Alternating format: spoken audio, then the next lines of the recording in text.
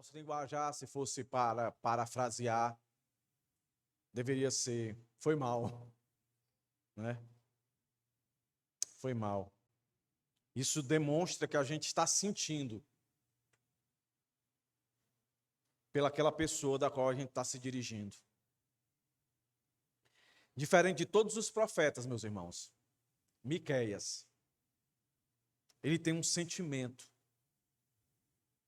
por aqueles dos quais ele foi enviado para falar, para ser boca de Deus.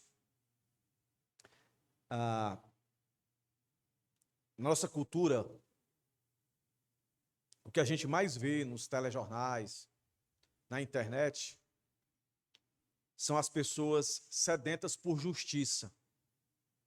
Todas as pessoas, de alguma maneira, em algum tempo, em algum momento, se sentem injustiçadas.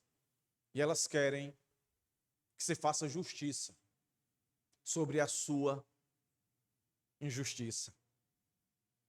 E muitas das vezes o desejo não é de sentir muito por aqueles que a gente está querendo que a justiça seja feita. Mas hoje, em especial, o texto de Miqueias vai nos chamar a atenção, meus irmãos, para que a gente olhe para o mundo que de fato precisa da justiça de Deus. Como diz lá em Hebreus, Deus é fogo consumidor. Deus não se deixa escarnecer. Nada passará diante da justiça de Deus, como a história bíblica e a história do mundo mostra. A gente não deve esquecer que guerras, catástrofes, seja elas de que nível forem, é a mão de Deus fazendo justiça a um mundo caído. A gente deve desejar que Deus faça justiça. A gente não deve imaginar e pensar que a justiça de Deus só será executada no final de tudo. Ela já está sendo executada. Basta olhar para os textos bíblicos. Basta olhar para o que Miqueias já começou a falar no começo do capítulo 1. E nós que conhecemos o desenrolar da história, nós sabemos que tudo isso aqui, e que hoje, mais uma vez, vai ser relatado por Miqueias, se cumpriu. O reino do norte, as 10 tribos, deixaram de existir. Deus exerceu a sua justiça, o seu juízo. Mas o ponto aqui, meus irmãos, é que por mais que a gente tenha que ter essa sede por justiça, nós precisamos sentir muito por essas pessoas da qual a justiça de Deus está sendo feita agora, e por muitas pessoas, que inclusive pode ser da sua família, seu pai, sua mãe, seu irmão, sua irmã, seu esposo, sua esposa, que não conheceu, não confessou a Cristo como Senhor e Salvador. Ora, se aqueles que confessam Cristo como Senhor e Salvador, aqueles que são chamados, escolhidos pelo Senhor, ofendem ao Senhor, e aqui nós estamos vendo uma palavra direcionada para o povo de Deus, quanto mais aqueles que não reconhecem. Então o texto de hoje nos chama para essa perspectiva. Como é que está o seu coração em relação a tudo que está acontecendo no mundo? Que não é nada diferente do que estava acontecendo aqui. Como é que está seu coração? Você está totalmente alheio a tudo que está acontecendo? Você está totalmente insensível a tudo que está acontecendo? O mundo para você está maravilhoso? Está um mundo desejado? Ou não? Você se revolta com esse mundo. E você quer que Deus faça justiça. Você tem sentido isso? Mas além disso, você tem sentido por todas essas pessoas da qual a justiça de Deus está sendo implacada? Esse é o ponto principal do sermão de hoje, meus irmãos. Perceba na leitura. Miqueias, capítulo 1, do verso 8 ao 16. Que eu vou dividir assim, tá? A lamentação de Miqueias. A gente conhece muito a lamentação de Jeremias, né? As lamentações, né? Está aqui na Bíblia, no livro de lamentação. Mas ele está lamentando pela vida dele, que ele vê como uma tragédia. Aqui, Miqueias, por isso que ele é diferenciado de todos os demais profetas. Aqui ele mostra um sinto muito. Está trazendo uma palavra muito difícil, muito dura de se ouvir. Um sermão que nunca foi, meus irmãos, e nunca será popular. E vou lembrar os irmãos de novo. Agora, nesse momento, tem um monte de igreja aí, abrindo a palavra de Deus e dizendo um monte de coisa legal de ouvir, prazerosa de se escutar. E poucas pessoas, estão dizendo algo semelhante ao que Miqueias já disse e vai dizer mais uma vez. Então, o nosso primeiro ponto vai estar no verso 8 e 9, a lamentação de Miqueias. E do verso 10 a 16, o juízo declarado. É sobre esse juízo que ele declara, que ele lamenta. Isso não era para acontecer, mas vai acontecer. E ele chora. Ele entra em um estado de luto por essas pessoas que vão ter sobre as suas cabeças a ira de Deus. Deus é amor, meus irmãos. Não se esqueça, tá? Embora que você saia daqui assim meio, ai que sermão difícil de ouvir, eu tive uma semana tão difícil. Aí você vai para o final, capítulo 7, aí você lê o final. Deus tem prazer na misericórdia. Agora Deus jamais vai passar a mão sobre a cabeça daqueles que pecam deliberadamente. Deus é justiça, Ele não é só amor, Ele não é só misericórdia. Deus é juiz, Deus é justiça. E olhe como foi que nós começamos a nossa exposição no sermão passado. No verso 2, escutem. Então vamos ao texto. Verso 8. Por isso, lamento e choro, ando descalço e nu, faço lamentações como os chacais e pranteio como os avestruzes. Porque as feridas de Samaria são incuráveis. O mal chegou até Judá, estendeu-se até a porta do meu povo, até Jerusalém. Não anunciem isto em Gate, nem chorem. Rolem no pó, em Bet-Lafreá. Moradores de Safi, sigam para o exílio, em vergonhosa nudez. Os moradores de Zaanã não podem sair da cidade. O pranto do povo de Bet-Ezel tira de vocês o lugar de refúgio. Os moradores de Marote suspiram pelo bem, porque o Senhor fez o mal chegar até as portas de Jerusalém. Moradores de Laquis, atrelem os ginetes aos carros. Como vocês, teve início o pecado da filha de Sião. Entre vocês se encontram as transgressões de Israel. Portanto, vocês darão presentes de despedida a Moresete Gate. As casas de Aquzib serão algo enganoso para os reis de Israel.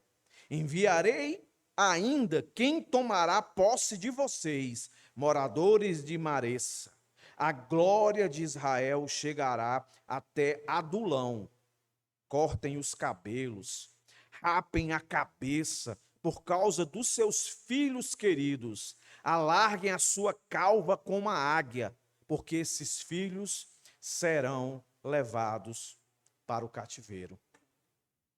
Vamos orar, meus irmãos. Senhor, ajuda-nos, Deus, a fazer a relação desse texto para os nossos dias. Que o nosso coração se encha de compaixão, de senso de justiça. Mas hoje, Senhor, de compaixão por esse mundo caído. que assim como Miqueias, possamos nos quebrantar em ver tamanha rebelião que cada dia mais cresce e afronta a Ti, Senhor. Que sejamos instrumentos para testemunhar que ainda há tempo, possibilidade de arrependimento para salvação, de arrependimento para edificação, amadurecimento.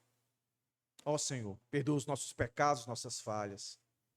Nos faz ser gratos, Deus, pela oportunidade de mais uma vez ter a Tua palavra com liberdade aberta diante dos nossos olhos, onde podemos ouvi-la. Deus, que nenhum daqui, da criança ao idoso, como eu sempre te peço, do menos instruído ao mais instruído, que todos sejam confrontados com a Tua palavra, que todos sejam edificados com a Tua palavra, que haja quebrantamento no meio do Teu povo, que haja arrependimento para a salvação, que haja arrependimento para amadurecimento. Em nome de Jesus, Senhor, nos cerca nesse tempo. Ajuda-nos, Senhor, a nos esforçar a cada dia para viver a Tua vontade. Coloca um coração compassivo, cheio de compaixão, Deus, para com esse mundo cada vez mais caído. Guarda-nos, nos protege da queda. É que eu te peço e te rogo, em nome de Jesus. Amém. Então, de forma resumida aqui, meus irmãos, o verso 8 e 9, Miqueias, ele mostra toda a sua inquietação por aquilo que ele tem certeza que vai acontecer. Ele tem certeza absoluta que aquele do qual ele está sendo porta-voz vai fazer aquilo que ele disse que vai fazer. Ele vai descer do seu trono e ele vai se personificar no exército da Assíria. A Síria vai chegar e vai exercer o juízo de Deus. E nunca se esqueça, todos os juízos de Deus registrados nas Escrituras apontam para o juízo final. Por isso, eu sempre argumento, não pensem que haverá só o juízo final. Deus já tem exercido o seu juízo desde o tempo de Adão e Eva. Desde lá até hoje, nesse momento, Deus tem exercido o seu juízo através de exércitos, através da natureza, das tempestades, de tsunami, através de pandemias. É o juízo de Deus. Muitos fazem aquela divisão do Antigo Testamento e do Novo Testamento. Antigo Testamento, o Deus irado, o Deus raivoso, o Deus da lei. O Novo Testamento, o Deus da graça, o Deus do amor. Meus irmãos, aqui a gente já entendeu. O mesmo Deus do Antigo Testamento é o Deus do Novo Testamento. O mesmo Deus do Novo Testamento é o mesmo Deus do Antigo Testamento. A graça, a misericórdia, a favor. E aqui nós estamos vendo esse lamentar de Miqueias, esse demonstrar, que sente por aqueles, é Deus. O profeta está sendo Deus ali falando para aquele povo. Em outros textos, no Antigo Testamento, vai dizer que Deus não tem prazer na morte do ímpio. Deus não é masoquista, que sente prazer em descer o seu juízo sobre a sua criação, meus irmãos. Pelo contrário, como o próprio Miqueias registra no final da sua profecia, Deus tem prazer em ser misericordioso. E por ele ter prazer em ser misericordioso, ele toca o profeta ao ponto dele dizer essas palavras aqui, meus irmãos, no texto. Por isso que tudo que está escrito do verso 10 em diante são por essas coisas, mas especificamente no verso 8 e 9, ele diz dois motivos que resume tudo que ele vai falar do 10 ao 16. Presta atenção aí, ó. Por isso lamento e choro. Perceba aí. Tente visualizar isso. Eu lamento e choro. Essa fraseologia, se você tem costume de ler o Antigo Testamento, isso faz parte da cultura do luto. Normalmente, quando se perde uma pessoa, morte, normalmente se fala em lamento e choro. Não é simplesmente só lamento, não é simplesmente só choro, é lamento e choro. E para fortalecer esse ato cultural, o texto diz que ando descalço e nu. Então preste bem atenção. Miqueias aqui, que está personificando Deus falando ali, está dizendo: eu sinto na minha alma, e isso reflete no meu exterior. Eu demonstro toda o meu senso de sensibilidade com o que eu sei que vai acontecer com vocês. Ao ponto dele dizer que anda descalço e nu. É uma empatia aí, meus irmãos, por aqueles. Porque normalmente, quando se traz uma palavra, olha, Deus vai fazer isso, isso com você. Aqui no nosso contexto cearense, quando a gente quer que se faça justiça, a gente morde até a língua para ver a desgraça do outro. Entendeu? Para ver a desgraça do outro. Às vezes a gente está assistindo filme e vê aquela pessoa sofrendo injustiça, injustiça, injustiça, e a gente quer que aquela pessoa que causou aquela injustiça, quando a justiça chegar para ela, seja firme, dura. Eu me lembro que eu estava assistindo uma série com a minha esposa, e na série o cara é ruim, o cara é mau. Pensa no cara perverso. E ele maltrata lá vamos dizer assim, o mocinho. Ele maltrata. E aí, acontece que no filme lá, na série, ele morre porque vem uma manada de boi lá e passa por cima dele, assim, bate na porta lá e derruba ele. E eu me lembro que a minha esposa disse assim: não, essa morte dele aí foi muito fraca. O que é que ela estava desenhando, minha esposa? Ó? Fosse um negócio mais cruel. Se falasse ele. Eu também estava pensando mesmo, que eu só não falei. Entendeu? Só não falei. A morte dele é muito tranquila. Porque a gente fica olhando para a injustiça e a gente quer que a justiça seja na mesma medida, ou melhor dizendo, muito mais firme. Aí veja aqui, ó, um povo que estava se voltando contra Deus, estava usando o nome de Deus para pecar. Riquezas mal adquiridas, prostituição e opressão. E tudo isso eles faziam achando que Deus estava de acordo. O mundo da época entrou no templo.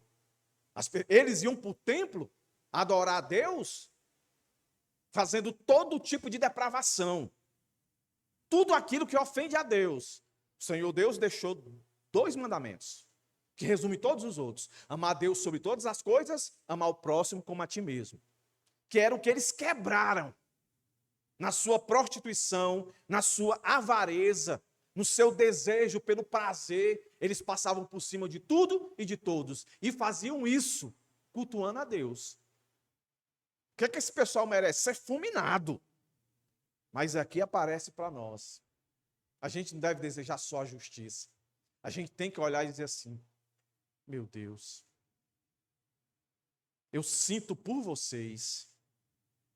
E a ideia aqui, por isso lamento, choro, ando descalço e nu. É uma pessoa que sente isso como se aquelas pessoas fossem da sua família.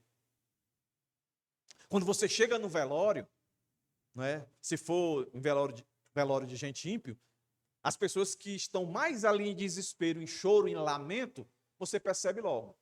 Deve ser da família. Não é? Deve ser da família. Em um velório cristão, você vai ver pessoas mais quebrantadas, mais sofridas. Aí você percebe pelo semblante, aquela pessoa ali deve fazer parte da família. Eu consigo ver. É essa a impressão que a gente tem que ver aqui em Miqueias. Miqueias mostra toda a sua dor, em olhar para aquelas pessoas e ver que elas não vão se arrepender e que Deus vai derramar o seu juízo sobre todas elas. E aí ele faz comparações que para a gente aqui não faz sentido nenhum. Aí por isso precisa ser explicado, para que a gente sinta o peso desse lamento, desse sinto muito do Miqueias aqui, meus irmãos. Olha o que ele diz aí, ó. Faço lamentações como os chacais. Meus irmãos, eu só sei o que é chacais porque eu fui estudar para pesquisar, mas eu acho que a maioria dos irmãos aqui, sem querer menosprezar, sabe o que é um chacal. Se eu perguntar, os irmãos sabem o que é um jumento, os irmãos sabem, né? Mas um chacal você não sabe. A maioria de vocês acredita que não saiba. Mas diz que o lamento de um chacal é um negócio assim que arrepia, que comove. Assim também como o pranteio, o choro de um avestruz. Diz que quando um avestruz chora, meus irmãos, é pavoroso o choro. O choro. Os irmãos aqui já devem ter chorado de dor, já deve ter visto gente chorar de dor, de desespero. Né? É uma sensação, sabe? Quando a gente assiste na televisão aquelas cenas, né, de algum acidente de trânsito, aí de repente chega um parente e reconhece ali o filho, o pai, a mãe, o irmão, aí entra em desespero, começa a chorar. É um choro diferente, irmãos. Não, não? É um choro diferente. É um choro angustiante. É um choro que rasga a alma. É o que Miqueias. E por quem Miqueias está chorando? Pelo povo. Pelo um povo totalmente depravado. Meus irmãos, hoje esse texto está aqui para que a gente pare e pense um pouco nesse mundo. E olhe para esse mundo e enxergue a depravação desse mundo. E deseje que Deus faça justiça. Mas acima de tudo, lamente por essas pessoas. E eu repito, essas pessoas podem ser da sua família. É sério, meus irmãos. A morte pode chegar para um parente seu que vive uma vida de depravação, de avareza, de insensibilidade, de buscar as riquezas desse mundo a qualquer custo, passa por cima de tudo e de todos, como eles aqui fizeram. E o caminho que está direcionado para eles é da justiça, é da ira de Deus. Isso vai acontecer. Se a gente perder essa percepção de sentir muito, a gente para de interceder. Veja, a gente vai querer que Deus faça justiça, só faça justiça. A gente não para pensar que a gente poderia também, Senhor, faça justiça, mas Senhor, tem misericórdia. Salva esse povo. E se você está em comunhão, tem acesso a pessoas que você sabe que as suas práticas são semelhantes a essas aqui, que muitos de vocês já sabem, vão ouvir de novo. Você é um instrumento de Deus para olhar para essa pessoa e não só falar, olha, se arrependa, porque senão Deus vai vir sobre você. Deus vai tocar em você. Mas que eu e você possamos procurar fazer isso também nessa perspectiva de Miqueias. Fazer com o coração quebrantado. Eu digo para os irmãos, eu nunca fiz isso. Eu nunca evangelizei uma pessoa para que ela olhasse para mim e sentisse o meu sinto muito pela vida dela. Normalmente a gente chega logo com os dois pés e não se arrependa, miserável. Não, tu vai para o inferno. Deus vai descer sobre ti. Que é verdade. Mas hoje somos chamados a ter compaixão.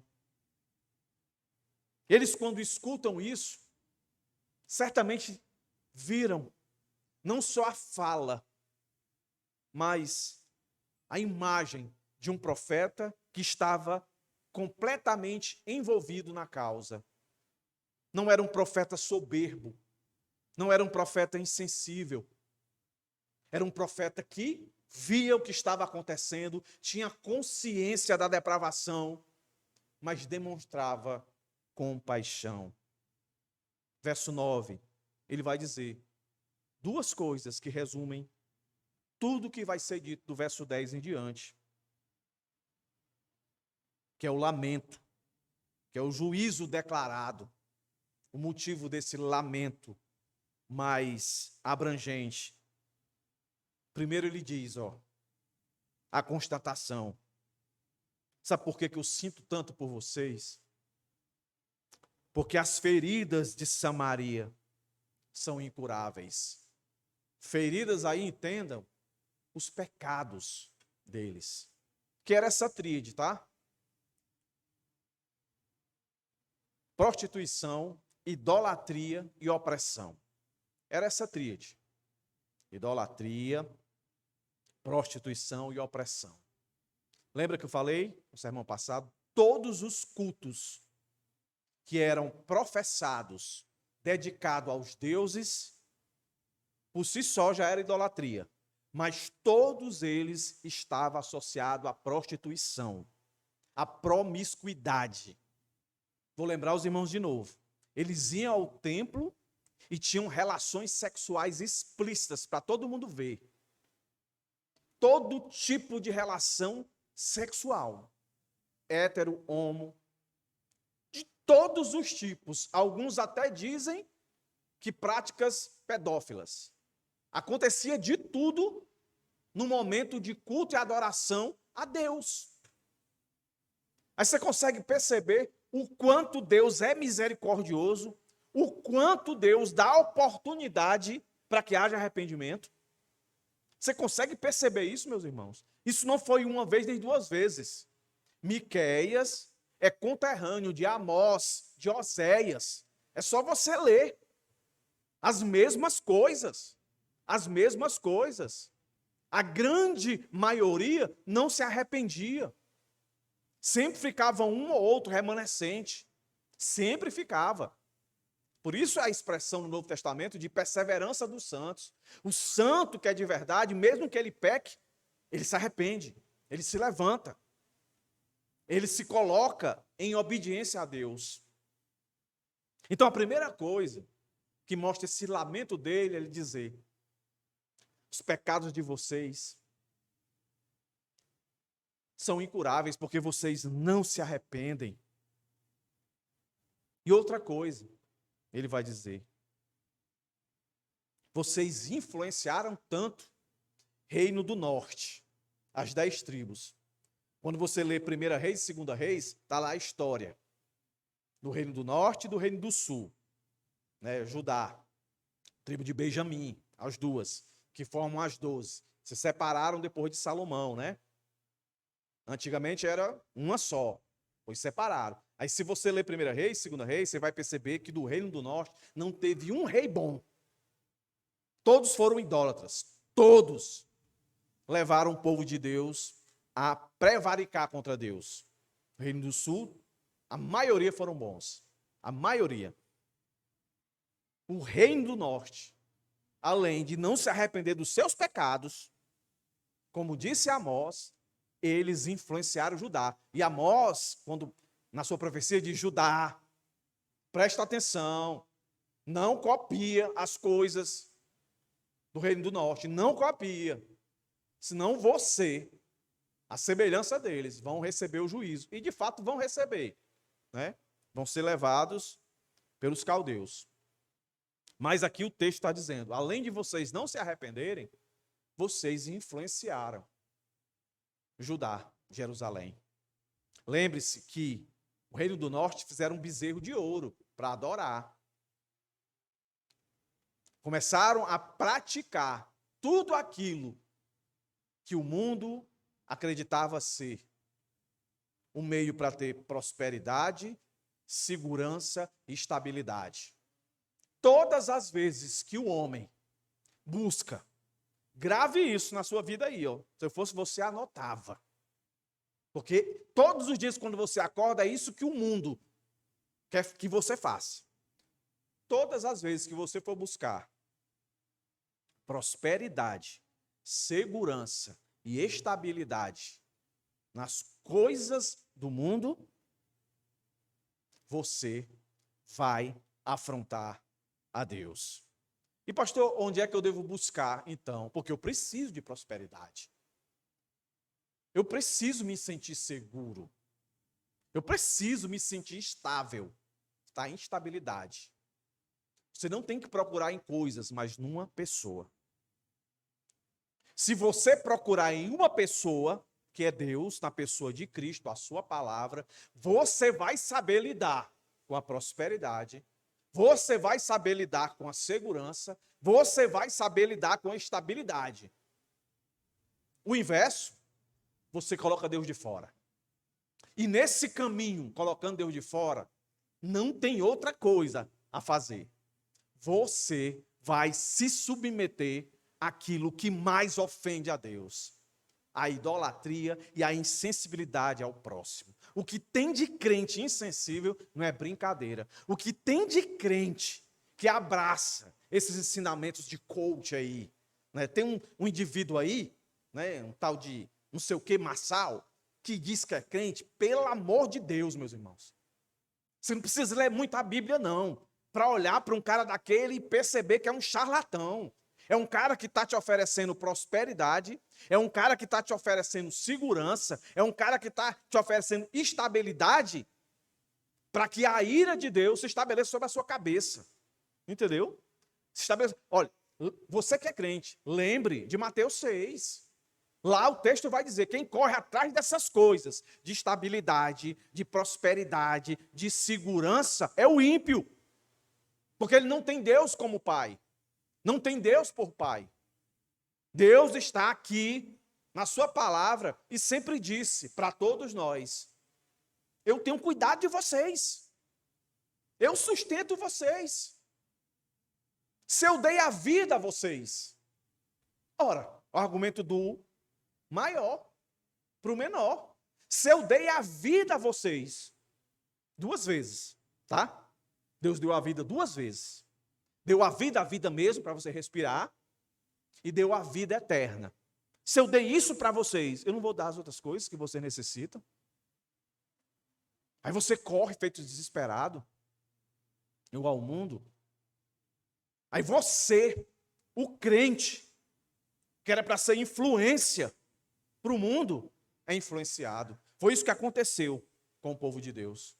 Por isso, eles influenciaram ao todo, o texto diz.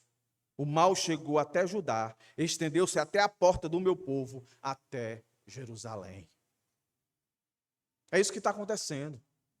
É você chegar em casa hoje e pensar, meu Deus, eu te dou graças por participar de uma igreja onde não é a prioridade a prosperidade humana, aonde não é a prioridade a segurança humana, aonde não é a prioridade a estabilidade humana, aonde eu escuto que a minha prosperidade maior, a minha segurança e a minha estabilidade está em viver em obediência a Deus, em viver a vontade de Deus. Aí, ao perceber-se assim, você olhar para o mundo, ou seja, para os seus amigos, para os seus parentes, e a semelhança de Miqueias, sentir muito pela vida deles. Estão se iludindo com algo que é passageiro. Vai passar. Nenhum de nós aqui, nenhum, sabe o que pode acontecer daqui a 1 minuto, a 1 segundo. Você pode estar aqui agora e amanhã não estar mais nesse mundo. E aí você pode ter a sua conta estourada de grana. Você pode ter estabilidade. Você pode estar com aquela renda passiva, né? Que é o sonho de muita gente, renda passiva.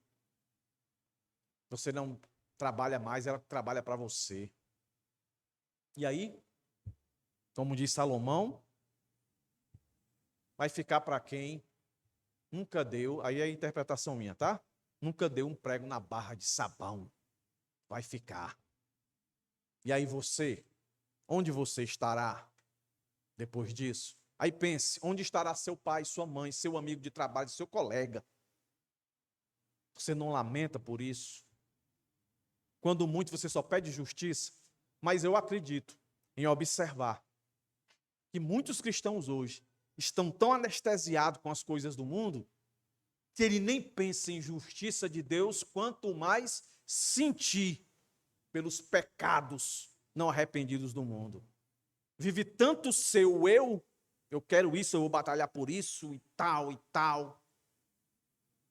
E aí divulga isso em rede social, aquela coisa toda. Eu fico pensando, meu Deus, Deus é muito misericordioso, porque se ele só mexe um pouquinho, destabiliza tudo, aí eu quero ver crente. Crente vindo para a igreja até no dia que não tem culto. Sabia que já aconteceu aqui? Gente aqui, que começou a passar por uma pindaíba tão grande, que ligava para mim perguntando se tinha culto dia de segunda-feira e dia de terça. Eu digo, ó, pirou o cabeção. A luta tá tão louca que ele acha que é a igreja em si que vai resolver. Meus irmãos,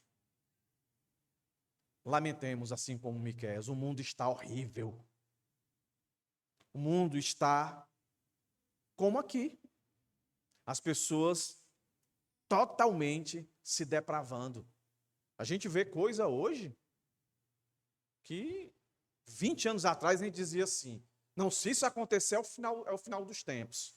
Não, é só você ler as escrituras que tudo de ruim já aconteceu. Hoje é que tem mais divulgação. Meus irmãos, hoje tem igreja, né? Como é que chama? Igreja que aceita todo mundo do jeito que está. Tem uma palavra aí aqui. Inclusive, os irmãos sabem, né? Inclusiva. Venha, meu filho. Venha. Entendeu? Igreja circo. Igreja de pastor coach, né? Que manda você declarar as coisas. Eu conto essa história para os irmãos, que eu fui de uma igreja assim. Mas já faz muito tempo, tá, irmão? Mais de 20 anos. O Senhor me salvou.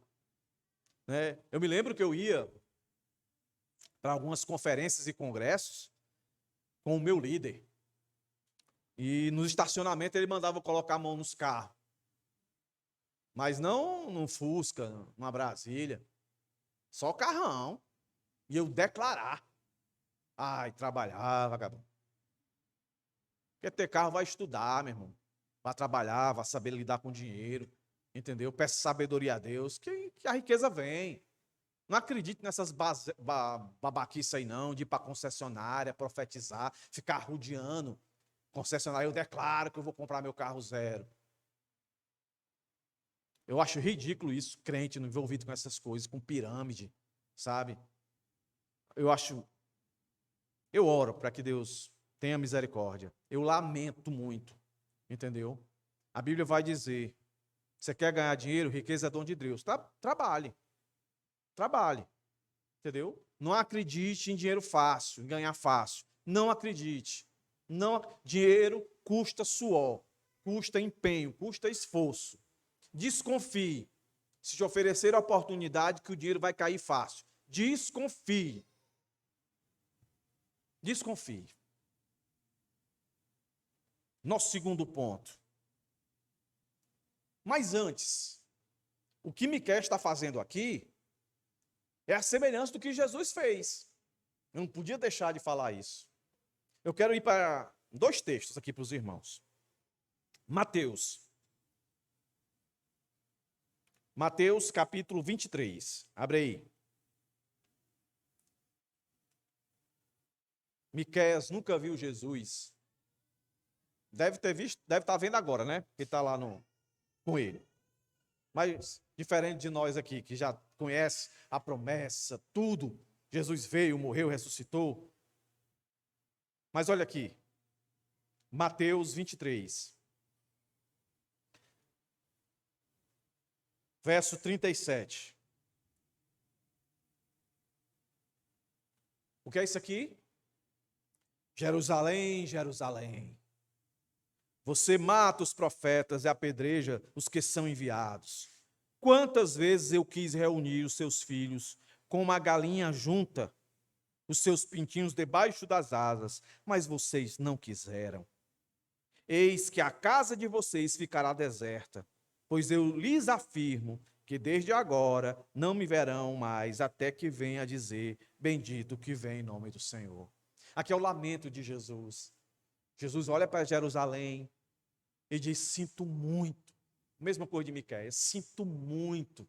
a depravação de vocês, o desejo de vocês pelas coisas do mundo, cegaram vocês. E eu lamento. Lucas 19:41. Olha aí. O que é que Jesus vai dizer?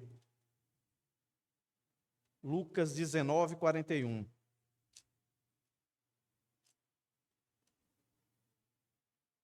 Quando Jesus ia chegando a Jerusalém, vendo a cidade, chorou por ela.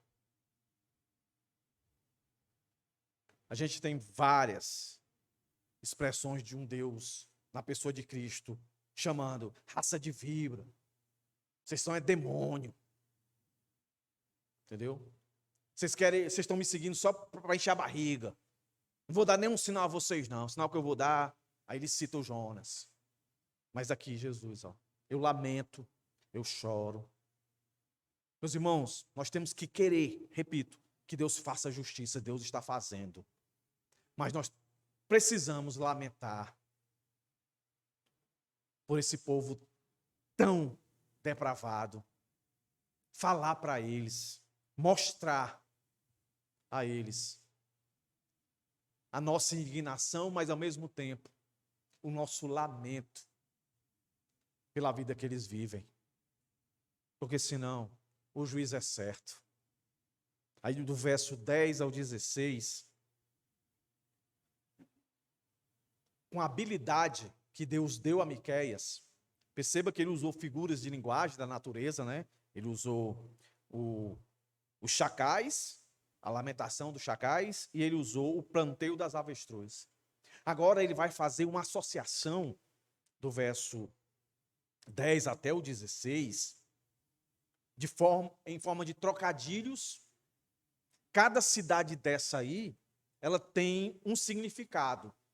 E quando ele fala essas cidades, ele está dizendo exatamente o que é que Deus vai fazer com essas cidades.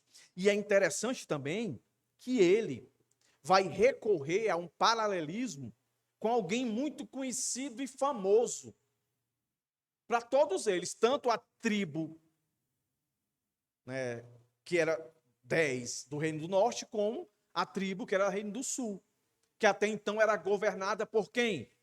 Quando não se separavam. Aí não havia se separado por Davi. Davi era o cara mais conhecido, mais famoso. Até canções fizeram para ele. Davi lá, do gigante Golias. E ele vai citar indiretamente aqui Davi. Quando ele começa, meus irmãos, a falar no verso 10, não anunciem isso a Gate.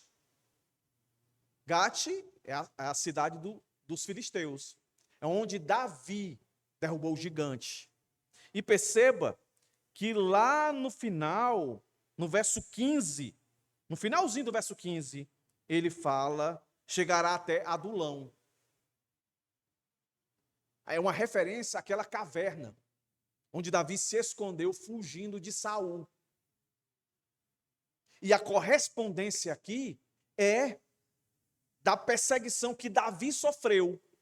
Uma perseguição dura, difícil por Saul. E aí o paralelismo é esse. O reino de Davi, ou seja, vocês foram perseguidos no passado. E Davi sofreu muito. Isso vai acontecer de novo. Deus vai se levantar de novo. E vai perseguir vocês. E dessa vez não vai ser mais Saul. Saul já não existe mais. Vai ser a Síria. Então, olha que interessante. O coração quebrantado de Miqueias, lamentoso, pranteoso, não perde a razão. Ou seja, a sua emoção não é uma emoção desprovida de um senso de realidade. Ele se emociona, ele mostra o seu pranto, ele se coloca como, eu sou um de vocês. Eu estou sofrendo como vendo a morte iminente de vocês. E meus irmãos, é sempre bom lembrar, tudo aqui que nós vamos retratar aqui, não foi morte por doença, não. Foi morte na guerra. Grávidas foram rasgadas ao meio, jovens foram decapitados, crianças foram levadas presas, levadas cativos, separadas dos seus pais. E por incrível que pareça, verso 15, verso 12, diz: porque o Senhor fez o mal chegar até as portas de Jerusalém. Infelizmente, para muitas pessoas hoje, eles não conseguem associar mal a Deus. Não, Deus não faz mal a ninguém. Deus é bom. Como é que eu entendo um texto desse? E o de Amós, o de Oséias e tantos outros mais. Porque a maldade, guarde isso, a maldade relacionada ao homem, isso é mal, isso é ruim. Isso é de um ser imperfeito, pecador. O mal, meus irmãos, o mal relacionado a Deus é sempre justiça. Justiça.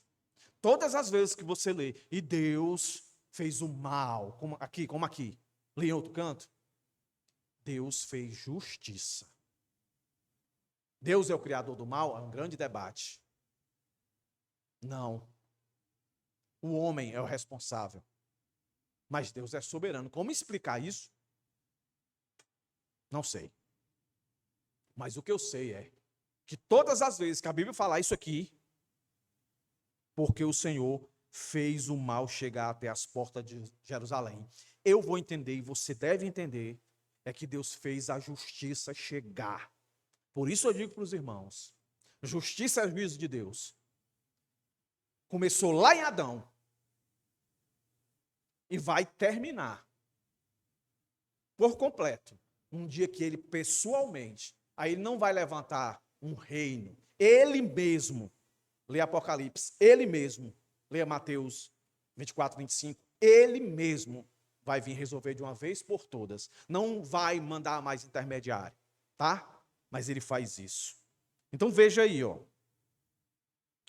Ao mencionar diversas cidades, agora de Judá, aqui ele já prepara a percepção de que o seu lamento não foi só pela tribo do norte, foi pela tribo de Judá. Todas essas 10 cidades que aparecem aqui são cidades circunvizinhas da capital, Jerusalém, Judá. Todas foram contaminadas. Todas foram contaminadas. Pelo quê? Pela busca por prosperidade, pela busca por segurança, pela busca por a instabilidade, que tornaram eles idólatras, avarentos e opressores. Avarentos, depravados e opressores. Não tem outro caminho, meus irmãos. Por isso que João, quando escreve as suas epístolas, ele diz: não ameis o mundo, nem o que há no mundo. A concupiscência da carne, a concupiscência dos olhos, a soberba da vida. Essa tríade é infernal. Se os seus olhos não estiverem em Cristo, ou aquilo que nós temos aprendido aqui nas EBDs. Se você não tiver medo, temor e amor a Deus, temor e amor andam juntos, abraçados. Se eu amo a Deus, eu temo a Deus. Se eu temo a Deus, eu amo a Deus. Temer a Deus não me afasta dele, me agarra a ele, porque eu me prostro, eu adoro, eu reverencio, eu respeito, eu confio. Se eu amo a Deus, eu entendo que ele cuida de mim. Ele me protege, ele me guarda, ele me sustenta, ele provê. É o que está lá escrito em Romanos. Todas as coisas cooperam para o bem, todas as coisas, as boas, as ruins. Todas as coisas. E o texto lá continua, que nele nós somos mais que vencedores, e o contexto lá não é de prosperidade material, não é de estabilidade aqui nesse tempo. Não é de segurança aqui nesse tempo, mas simplesmente de tê-lo como Deus na nossa vida. Que se a morte nos alcançar, lá diz que até se coisas do presente ou do porvir, ou qualquer criatura, nada poderá nos separar do amor de Deus. Então, se a gente não tem temor, a gente não tem amor. Se a gente não tem amor, não tem temor. Hoje avalie seu coração, meu irmão. Quanto você tem amado esse mundo. As Escrituras vão dizer, não tem como servir a dois senhores. Ou você ama a Deus, ou você ama o mundo. E lá ele coloca o mundo como a expressão maior, o dinheiro, a avareza. Porque o dinheiro é um tipo de Deus. E quando nós lemos aqui, expomos Oséias e principalmente Amós, a gente viu lá o luxo da qual todo o povo de Deus se deixou levar, esqueceu Deus. Completamente Deus. E aí veja, só para você ter uma noção, o que cada cidade representa aqui, ó. Gate, anunciar. Aí o profeta diz, não anuncieis em Gate. E o que o Miqueias está citando aqui, é o texto lá de 1 Samuel 1:20. Quando Davi está sendo perseguido, o povo todo está vendo. E sabia que Davi era um homem de Deus. E estava sendo perseguido. Então, o mundo, quando olha para a gente e vê a gente sendo perseguido, como diz o salmista, eles vão dizer assim, onde está teu Deus? Cadê teu Deus? Cadê teu Deus? Então, quando um filho de Deus se comporta como o mundo, e aí começa a vir Deus, querendo trazer você para o caminho dele, o mundo vai ser o primeiro a ficar contra você, a desdenhar de você. Aí Davi pedia para que não fizessem alarde, para que o mundo não visse o que estava acontecendo com ele. Aqui, Miqueias diz a mesma coisa. Olha, Deus quando vier, Deus vai fazer e todos verão o que vai acontecer com vocês. Vocês não precisam anunciar nada. O próprio ato de acontecer vai anunciar por si. Vocês vão ser motivo de escândalo. Olha o que é que está acontecendo com o povo de Deus. Que o povo de Deus, por um tempo, era temido. Quando ele chegava nos locais, esse é o povo do Deus de Israel. Todos temiam.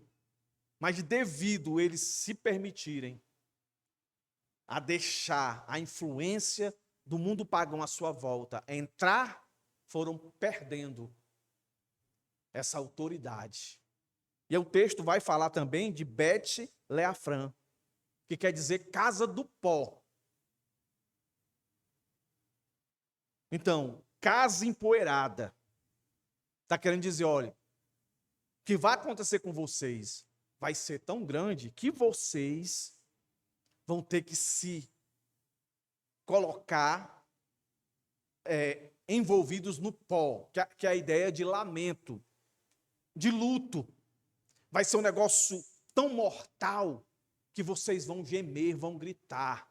Diferente do lamento dele, de arrependimento ali, o lamento deles vai ser de dor, de sofrimento. Então, quando ele fala essas cidades, eles que estão ouvindo, eles estão entendendo isso, que o juízo de Deus vai ser assim.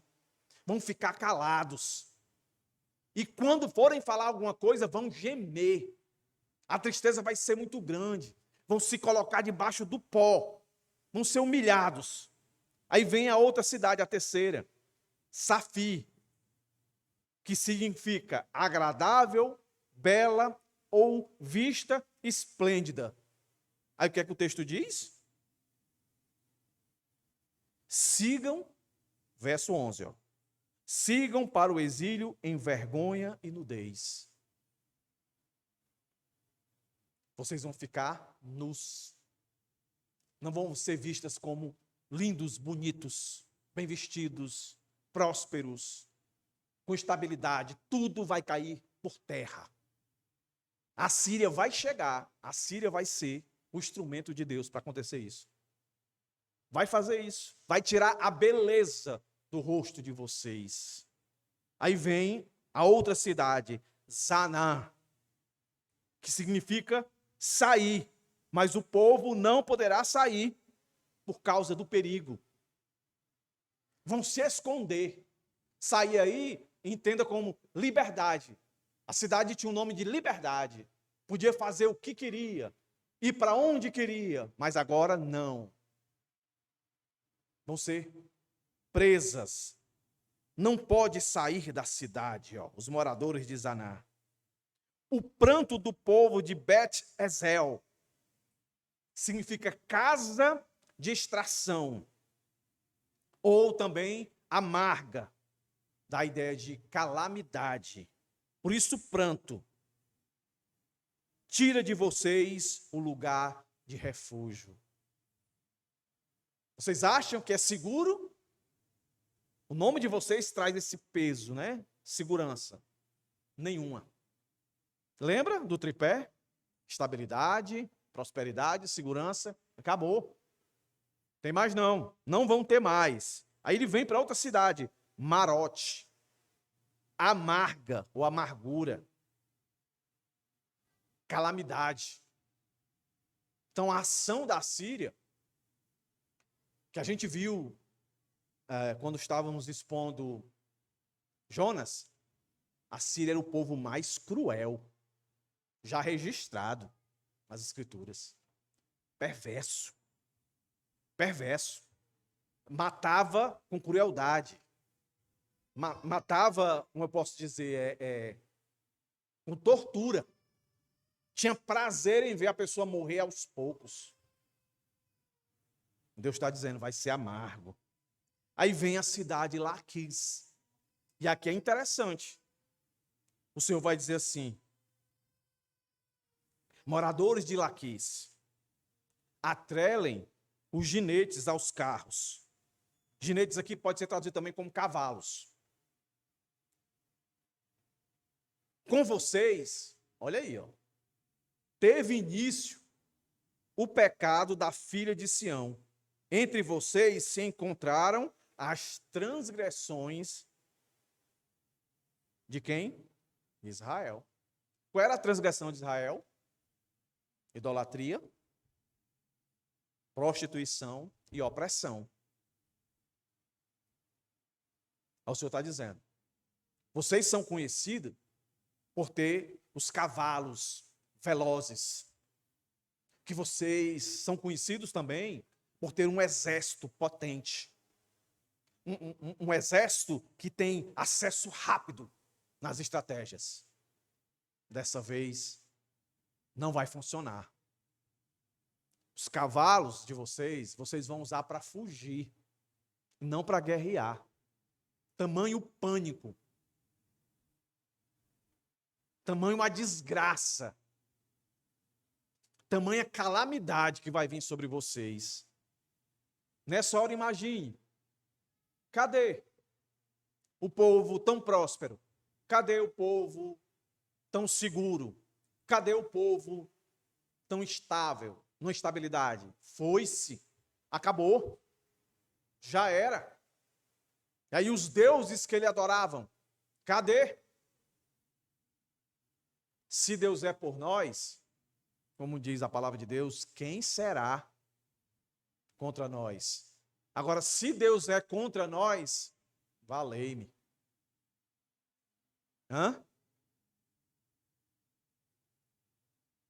Aí vem a cidade seguinte, Moresete, noiva, a ideia de noiva de Gate. Mas a cidade vai ser tomada.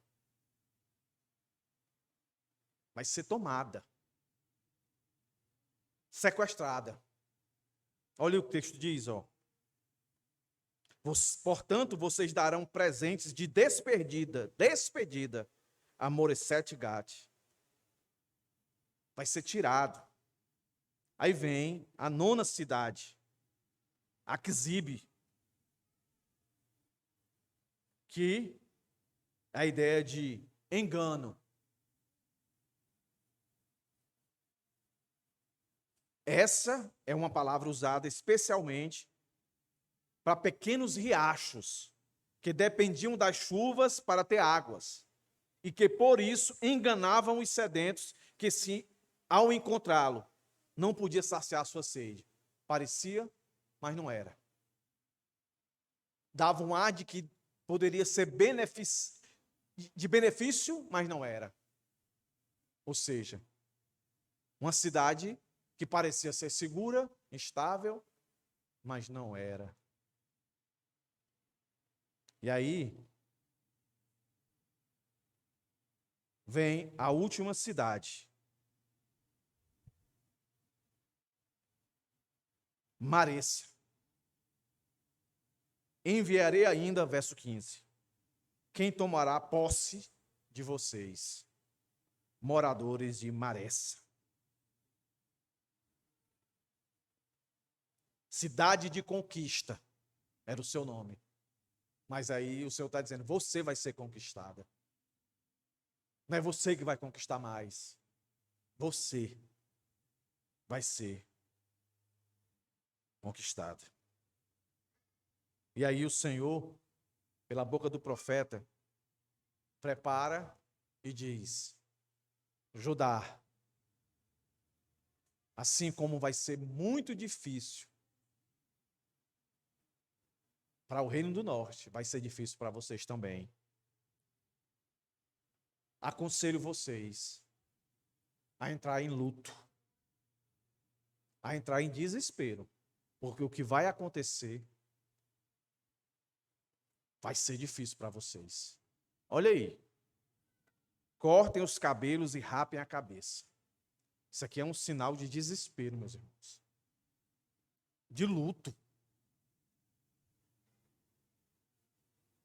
Onde é que o Senhor vai tocar? Lembre-se, verso 12. Porque o Senhor, parte B, fez o mal chegar até as portas de Jerusalém, que é Judá. Olhe quem o Senhor vai tocar, meus irmãos. Deus é mau, irmãos? Não. Deus é justo. Deus não tolera pecado. Por causa dos seus filhos queridos. Alarguem a sua calva. Arranque os cabelos da cabeça. Eu sou calvo, tá vendo? Careca. Mas não é eu que arranco, não. Cai sozinho, irmãos. Aí não dói, não. Mas aqui está dizendo para arrancar. Arranque. Mas por que eu vou arrancar? O que vai acontecer para eu arrancar? Ter que arrancar os meus cabelos? Por causa dos seus filhos queridos. Alarguem a sua calva como a águia, porque os seus filhos serão levados para o cativeiro. Quem é pai aqui? Quem é pai aqui? Imagine você ir buscar o seu filho na escola e chegar lá, a diretora disser assim, olha, seu filho foi sequestrado. Levaram o seu filho. Seu filho desapareceu. Qual é o sentimento que você vai sentir, hein? Você vai ficar feliz da vida? Olha aí. O que é que o Senhor está dizendo? Que ia fazer e que fez. Meus irmãos, partindo para o final. Estou concluindo aqui, tá? Tudo que eu falei aqui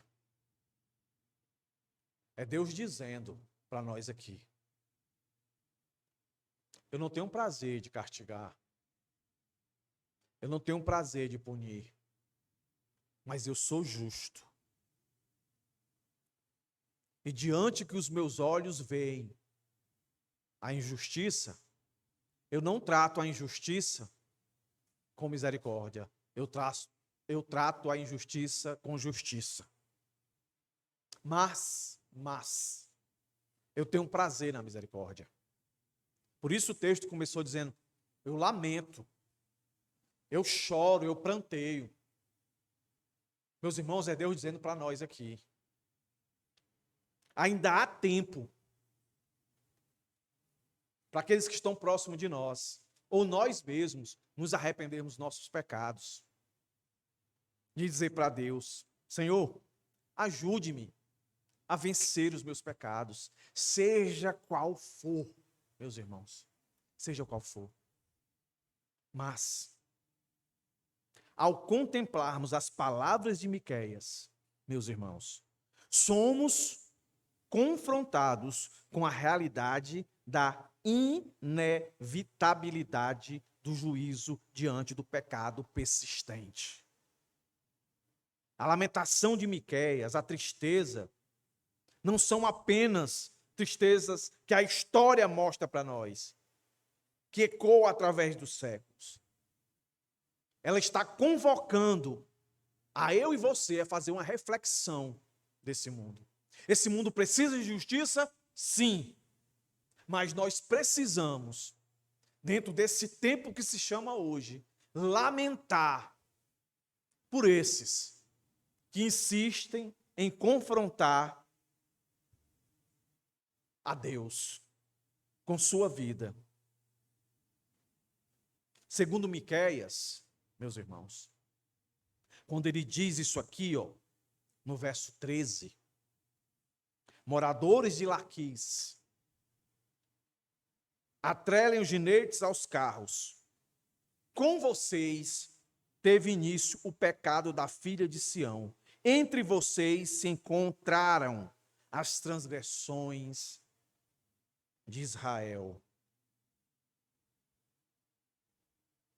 Em outras palavras, ele está dizendo assim: o estilo pecaminoso de vida, adaptado a prioridades do mundo, que a gente chama de secularismo, recorrendo a estratégias mundanas, assim como eu citei, muitos coaches, muitos pastores coaches, que têm usado a palavra de Deus para dizer para você o que o mundo tem dito. O que ele está dizendo, muitos aí estão dizendo, é que tem condições de você adquirir prosperidade, segurança, estabilidade, sem depender de Deus. Isso é impossível. Essa foi a transgressão. Aí isso faz você ficar passivo à depravação que acontece no mundo. Um monte de crente que tanto fez para ele aborto. Tanto faz. Que ele vai dizer assim: não, Deus sabe. Deus sabe. Você sabe que aborto é assassinato? Você sabe que isso é uma depravação? Você sabe que isso requer justiça de Deus? Você sabe que isso você tem que lamentar, que isso não deveria acontecer? A união entre dois sexos, a mudança de sexo, a destruição da tradicional família, que eles chamam patriarcal. E você, crente, fica calado. Você não confronta. Você diz: não, eu não sou de confusão. É assim que a transgressão vai entrando. E você não vai nem percebendo. Quando menos, você é um desses que assina. Existe o pecado de ação e existe o pecado de omissão. Como diz lá Tiago, né, se não me engano. Tiago é Hebreus. Se você sabe o bem que você tem que fazer e não faz, você peca. E qual é o bem aqui nesse contexto? É confrontar esse mundo. Dizer: eu lamento, eu sinto, porque eu sei o que é que vai acontecer com você. Se você continuar defendendo aborto, se você continuar defendendo a união entre dois sexos, que afronta a Deus. Se você continuar defendendo que família, né, pai e mãe não, pode ser pai e pai, pode ser mãe e mãe, pode ser pai cavalo, pai jumento, pai cachorro, que no Japão já tem isso, gente casando com cachorro, com gato. E você como crente, não, eu quero é prosperar. Eu quero é viver o melhor, porque eu sou filho do rei. Meu Deus. devemos compreender, meus irmãos, que o pecado muitas vezes nos atrai como algo que nos dará prazer, sucesso e segurança. Mas é mentira. Verdadeiro sucesso, verdadeira segurança está em viver a vontade de Deus. Dito isso, convido você a ficar de pé.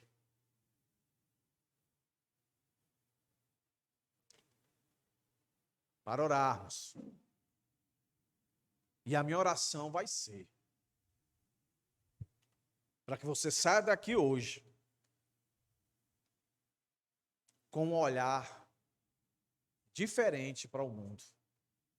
Que você olhe para o mundo e de fato veja a sua depravação, o quanto ele tem afrontado a Deus e o quanto a justiça de Deus é merecida, mas ao mesmo tempo você tenha compaixão